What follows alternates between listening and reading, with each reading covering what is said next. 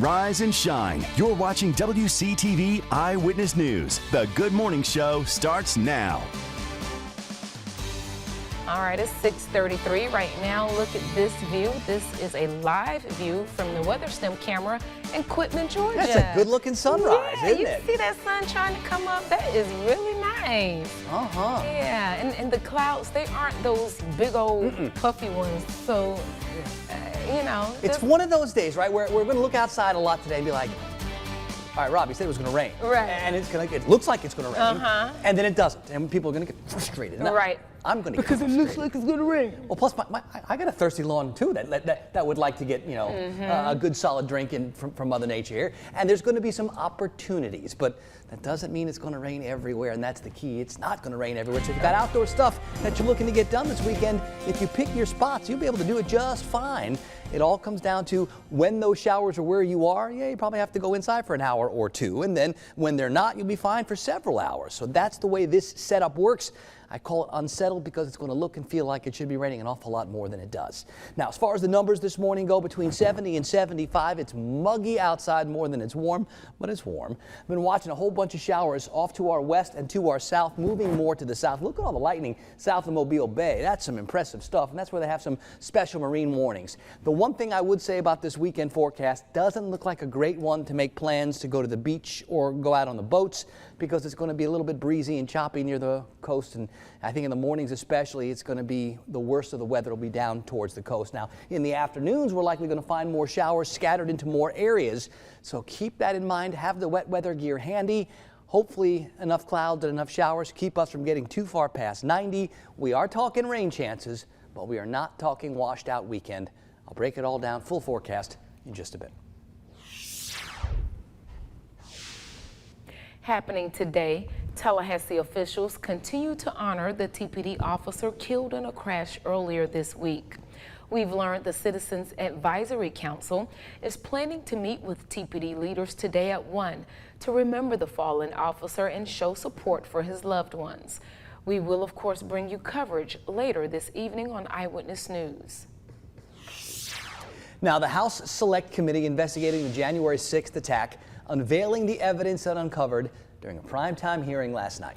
It marks the first in a series of hearings looking into that day and the planning leading up to it. Skylar Henry has some of the key takeaways from Washington. What I saw was just a war scene. In its first public hearing, the January 6th House Select Committee presented dramatic testimony from a U.S. Capitol police officer who was injured in the violent insurrection. There were officers on the ground,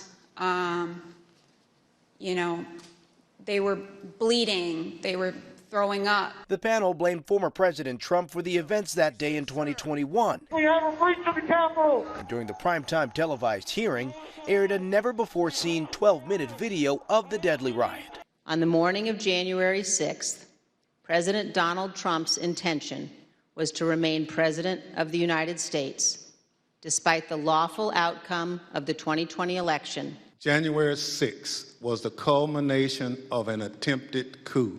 The committee of 7 Democrats and 2 Republicans presented video statements from supporters of President Trump who face criminal charges in the riot's aftermath. I did believe, that the election was being stolen. And Trump asked us to come. The House panel showed Trump administration officials, including former Attorney General William Barr, saying they didn't believe Mr. Trump's baseless claims of a stolen election. I made it clear I did not agree with the idea of saying the election was stolen and putting out this stuff, which I told the president was. Several days of hearings are planned. Right now, we know of the next 2, scheduled for this coming Monday and Wednesday.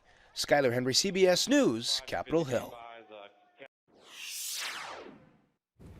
All right, so this summer, cities across the United States are facing a major lifeguard shortage. And Tallahassee, they got some pool openings delayed by a few weeks because of that. Yeah, our Michelle Roberts visited Truesdale Aquatic Center. Good morning, Michelle. It sounds like this shortage is having an impact on summer fun here. What's going on? Yeah, guys, usually all pools would be open when summer break starts. Right now, 3 out of 7 pools are closed, but the city is making progress, and if heavy lifeguard recruitment works in their favor, hopefully Tallahassee can offer the full summer experience very soon. The City of Tallahassee Aquatic Supervisor Leslie Adams says they offer lifeguards flexible scheduling, locations all over town, and multiple training classes. They do about 5 to 7 hours of online coursework in advance of the class, and then when they get to the class, we do it over one weekend. She says you don't need any certifications coming in, and you'll learn valuable skills. They are trained in CPR and AED for the professional rescuer, first aid training, obviously lifeguarding skills, and then also administering emergency oxygen and bloodborne pathogens training. The city welcomes lifeguards of all ages who can pass the swim test, but don't let that stop you from diving in. We allow them to come to the pool for free at no charge to practice their swimming, and then we have staff here that are able to help them, give them tips and ways to improve their swimming so that they can be ready for those swimming skills during the class. Right now, Truesdale, Jack McLean, Levy, and Wade Wehunt pools have limited hours, while Forest Meadows, Robinson Trueblood, and Walker Ford are closed for the time being until more lifeguards step up. Next week, we will have some weekday hours at the activity pools, which we haven't been able to offer so far. And then our next priorities are opening up at some of our smaller, more community pools, and we hope to be able to do that real soon. Lifeguard classes are being held this weekend and next, and pay is $12.50 an hour. For more info on that and pool hours, visit talgov.com. Lenitra? All right, well, hopefully we can get some people to apply. You know, pool is and a then big we part need of to the go out to summer. the pool this summer. Yeah. Right? All right, thanks, Michelle. Time now for First Alert Weather with meteorologist Rob Nucatola. All right, if you got the pool and the swimming plans this weekend, there's going to be some opportunities, but I don't think we're looking at bright blue skies and straight up sunshine. Instead, I think we're going to have a lot of that unsettled where it looks and feels like it should be raining even more than it does. And of course, that will impact where the temperatures are able to go. Most of our numbers today probably going to stay right around 90. I think we'll get there for a while and stay there for a while, but it's going to be not as hot as earlier this week when we had all those hours up over 90 and all those daytime highs in the mid 90s. We shouldn't be that hot today or this weekend. It is going to be very muggy, and that will keep the overnight temperatures up. Right now, a lot of the showers I've been watching since late last night to our south and moving more to the south. There's been some incredible lightning way out here to the west, south in the Panhandle. We'll continue to watch and see how that drifts. The more south it goes, maybe that limits the amount of showers that we're able to get. Is that boundary trying to make a little more progress to the south? What usually happens is that those boundaries this time of year, they waver a little bit. They move a little south for a while, they move a little north for a while, and that will adjust where our showers can go. This morning, got a lot of temperatures between 70 and 75. Blakely's the cool spot at 68 right now. The warm spots across city and Apalachicola right at 75. Tallahassee's 72, Valdosta 71, Thomasville we're at 70.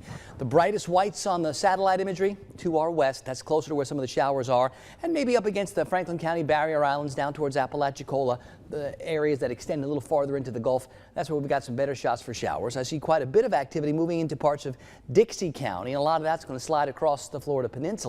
So I don't expect widespread rains this morning, but I do think this afternoon, like yesterday, will generate some more scattered showers, and they're going to be just that, scattered. They're not going to be everywhere. It'll rain real hard in some spots for 15-20 minutes, and it won't rain at all in other areas all afternoon. That's how these are, and they're frustrating, I feel you.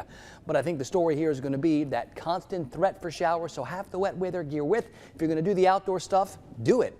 Just be ready. You could get caught in one of those downpours, so that's something to keep in mind.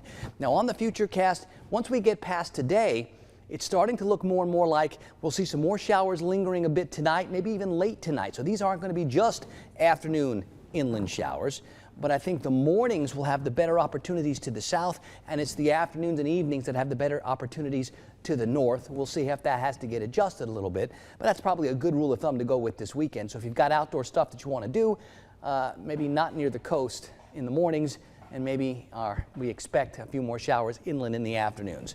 Winds on the Gulf today, west 12 to 22. If you want to operate the small craft, use some caution. It's going to stay a little bit breezy. 70s and muggy. Rain chances like 60% this afternoon. I think the warm spots get just up over 90. Tonight, still some showers lingering and very muggy. We'll keep it in the low 70s. Now, all weekend, those rain chances around 70%. Doesn't mean it rains 70% of the time. It just means that there's a 7 in 10 chance of where you are to get wet this weekend.